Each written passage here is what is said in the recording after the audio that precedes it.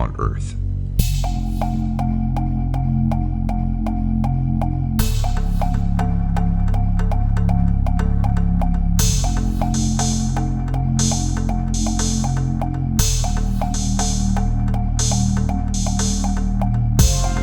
Javier, aka Único Sobreviviente, which means lone survivor. He claims to have woken up in a hospital with no recollection of who he was. When he wakes up, he notices that there's no nurses, no doctors, nobody in the hospital at all. When he goes outside to investigate, there's no cars moving, nobody on the streets, not even a bird flying in the air. Yeah, no animals. Now he's recording all of these videos and people are asking so many questions, including myself. At first glance, when you watch these videos, they're very entertaining. You're like, oh, he must be recording them early in the morning. Maybe he did it during one of the lockdowns. He just filmed a bunch of videos and he's just releasing them now, but that's not so.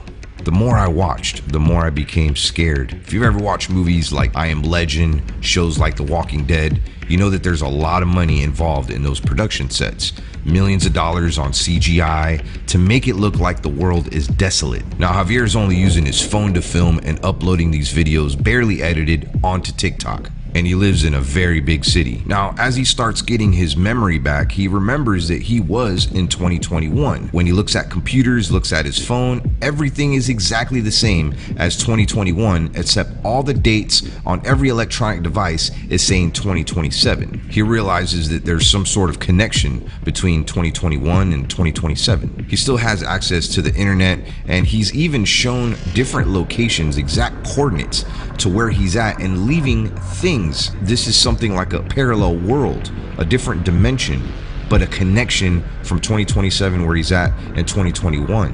What I find rather fascinating and unique is he's going to these places that are populated, and that's what makes me wonder, like, did he really do this during lockdowns and just leave those things there and then had this master plan of people finding them later on? You're not going to want to miss this because the story gets even crazier. And I know what you're thinking, like, this cannot be real. There is something that he's doing, maybe some virtual reality, maybe some tricks with his camera, maybe he's paying people. Valencia, Spain is huge. It's home to about 2.5 million people. When you see some of these videos, even during lockdowns, you can see birds in the air. You can see, I mean, this is, of course, other videos that people are posting of where he's been. There are people there, very crowded areas. I put myself in his shoes, like, he's probably really scared. He's by himself. What would you do? Think about it. I mean, this surpasses every fear.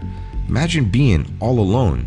Us human beings, like, we have a connection. We have a connection to other people, to animals. We need that connection. We need those relationships.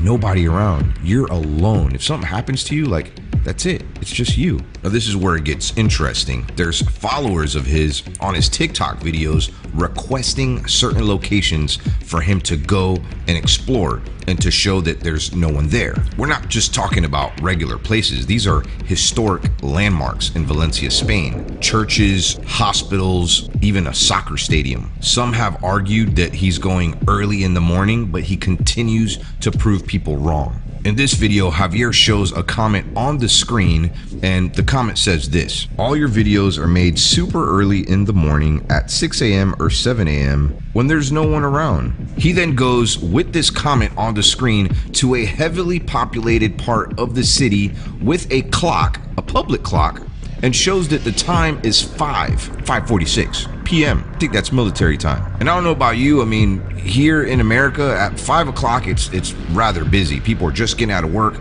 That's considered rush.